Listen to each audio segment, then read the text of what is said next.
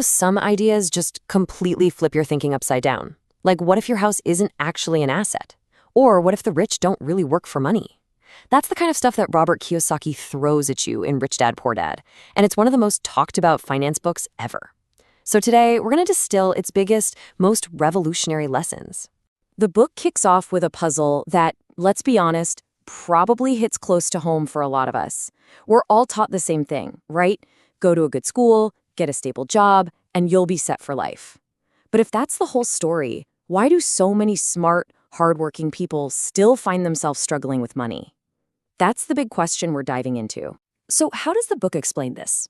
Well, the whole thing is built around a simple but really powerful personal story. It's all about the author's experience growing up with two very different father figures. And that contrast, right there, is the key to the entire philosophy. Okay, so on one side, you've got Poor Dad. This was his actual father. A brilliant guy, highly educated, had a safe, secure government job. His whole philosophy was safety first. Study hard, get good grades, find a stable company to work for. But on the other side was Rich Dad, his best friend's father. This guy was a school dropout who went on to become a super successful entrepreneur. His advice couldn't have been more different.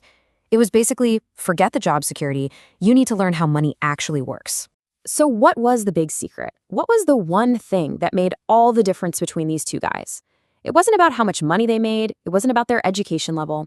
It all boiled down to one fundamental principle about what you do with the money you have. First, let's look at Rich Dad's super simple definition of an asset. Forget all the complicated accounting terms you might have heard. It's this simple. An asset is anything that puts money in your pocket. That's it. Think of it like a little money-making machine that works for you.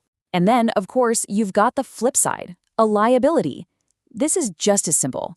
A liability is anything that takes money out of your pocket month after month. It's a money-draining machine. And according to the book, knowing the difference between these two is absolutely everything. And this is where the rubber really meets the road. You can see how these two mindsets lead to totally different actions. The rich, they're laser-focused on one thing, buying assets. Things like businesses, stocks, real estate that generates rent, stuff that makes money for them. But the poor and middle class, well, they often buy liabilities that they think are assets. The expensive car with a big loan, or even a primary residence with a massive mortgage that just drains your income. The result is that one group has their money working for them, while the other group works endlessly for their money. Okay, so if this is all so important, why in the world don't they teach us this in school?